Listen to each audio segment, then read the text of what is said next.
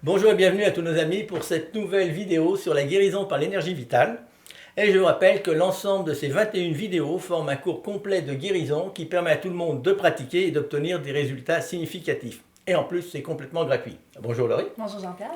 Laurie, as-tu découvert quelque chose cette semaine? Oui, en fait, j'ai découvert les récits de certaines de tes ouvertures de conscience. Est-ce que tu pourrais nous en parler? Mais surtout, avant, c'est quoi une ouverture de conscience? Bien, bien. Alors, une ouverture de conscience, c'est quelque chose de très spécial qu'on ne peut pas provoquer, qui arrive parfois à certaines personnes. Moi, ça m'est arrivé, j'en ai eu plusieurs, et je vais vous raconter qu'est-ce qui a précédé les ouvertures de conscience.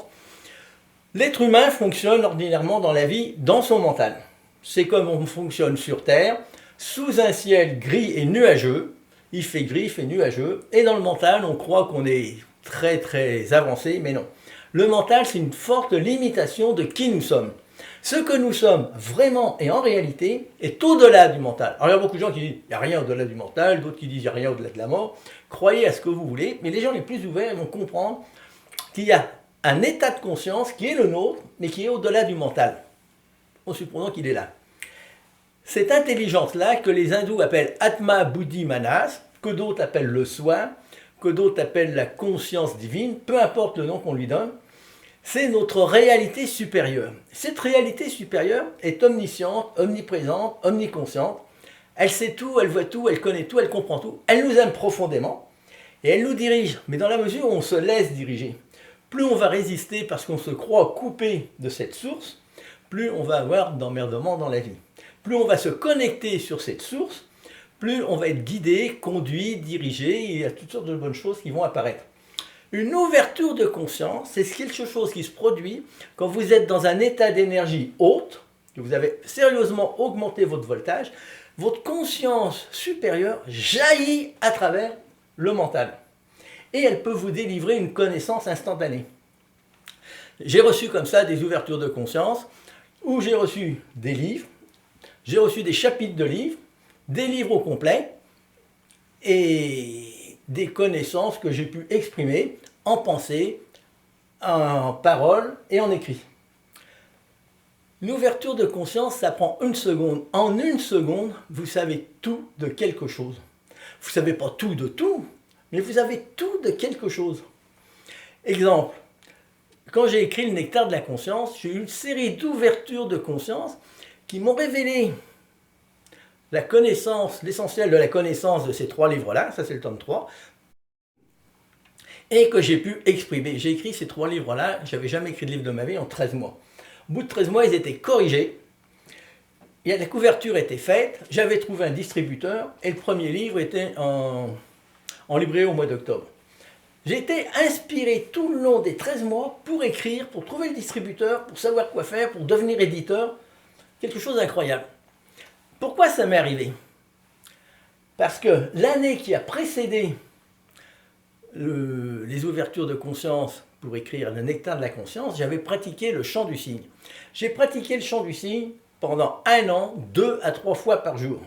Ça prend un quart d'heure pour lire la partie vivante du texte, qui est ce qu'on appelle une métapensée, qui nous élève au-delà du mental, dans un état de conscience qui est merveilleux, qui est grandiose, où il n'y a plus aucun problème. Si vous prenez l'habitude de vous connecter sur les maîtres ascensionnés du 7e rayon, comme c'est le cas avec le chant du cygne, vous émergez dans des états de conscience supérieurs, votre voltage augmente, et un jour, votre conscience divine peut jaillir à travers votre mental. Pour ça, ça prend un état d'énergie haute. Et c'était mon cas à cette époque-là. Et puis l'énergie, des fois ça monte, ça descend, ça dépend des problèmes qu'on a, etc.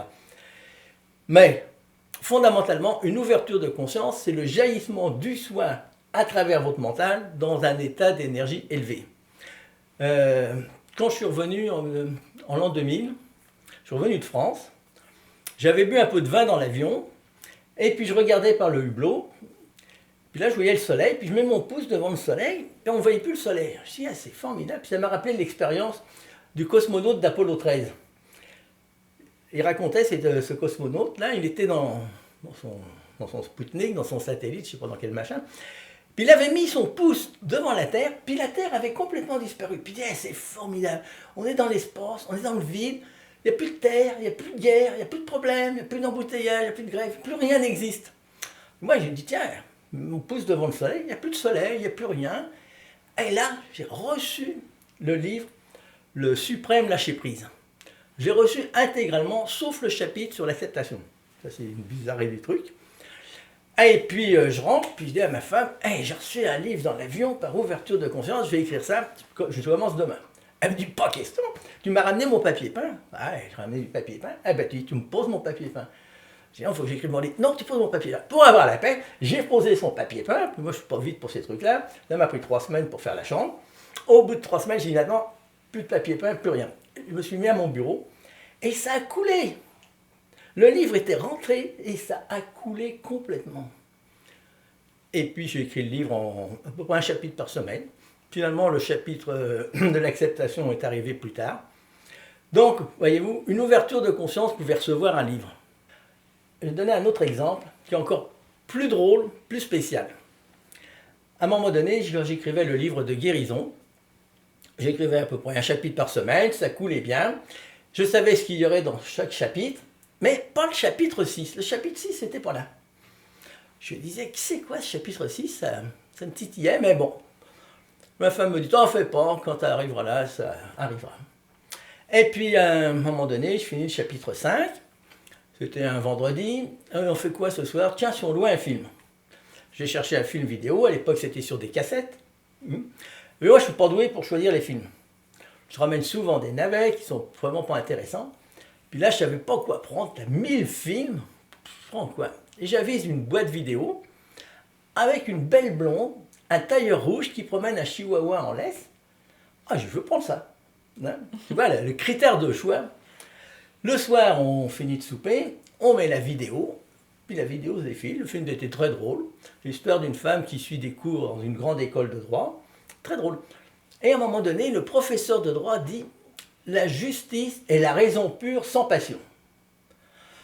Là, j'ai eu un espèce de sursaut. Qu'est-ce que c'est ça? Je prends la télécommande, je fais marche arrière, je réécoute. La justice est la raison pure sans passion. Je fais ça 2-3 fois. La justice est la raison pure sans passion. Puis là, ma femme me dit, mais qu'est-ce que tu fabriques? Elle remet le film en route. Là, je suis resté comme ça avec une drôle d'impression. Bon, la fin de semaine se passe. Lundi matin, j'arrive à mon bureau. Je dis, bon, alors c'est quoi le chapitre 6? Et puis là, j'écris la justice de la conscience. La justice de la conscience, j'ai jamais entendu parler de ça de ma vie, à cette époque-là.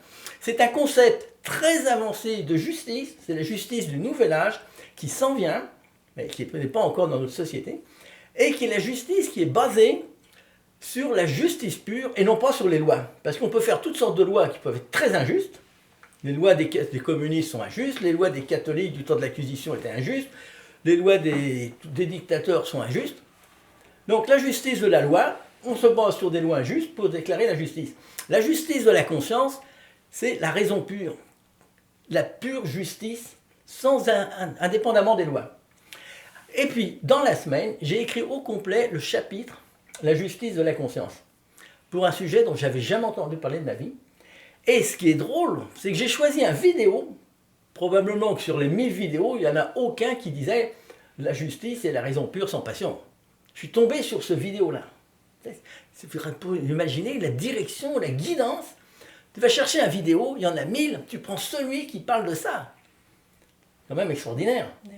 Et ça, c'est arrivé comment? Par une ouverture de conscience, pendant le vidéo, mais aussi par une direction qui m'a fait choisir la bonne cassette, et il y a eu l'inspiration qui est venue le lundi suivant pour écrire ça. Donc, pour faire une histoire courte, l'ouverture de conscience, c'est possible pour tout le monde, mais on ne peut pas la provoquer. On peut seulement se monter dans un état d'énergie haute, on peut pratiquer le chant du cygne qui va nous élever dans des états de conscience supérieurs, et peut-être que ça vous arrivera. As-tu des questions, Laurie? Oui, j'avais une petite question. Je veux savoir, est-ce que l'intuition, c'est aussi une manifestation du soi? Oui, l'intuition, c'est une manifestation du soi. Vous allez quelque part, vous dites, tiens, je vais tourner à gauche, puis ça vous dit au fond de vous-même de tourner à droite, ou n'importe quelle chose, vous allez dans un endroit, vous voulez rentrer dans un restaurant, puis non, vous rentrez dans le café d'à côté, puis là vous faites une rencontre inattendue. L'intuition vient du soi. Mais l'intuition, ce n'est pas une ouverture de conscience. C'est une impulsion du soi qui essaye de vous faire, de vous guider, de vous diriger, parce que le soi nous guide, nous conduit, nous dirige. Donc l'intuition, ça sert à vous guider. Et si vous êtes ouvert, réceptif à vos intuitions, votre vie ira beaucoup mieux. D'autres questions, Louis? Non, c'était tout. Merci beaucoup. Alors, un dernier conseil? Oui, en fait, si vous avez apprécié la vidéo, aimez-la, partagez-la, inscrivez-vous, allez visiter notre site web et notre page Facebook et écrivez-nous. Merci, à bientôt tout le monde.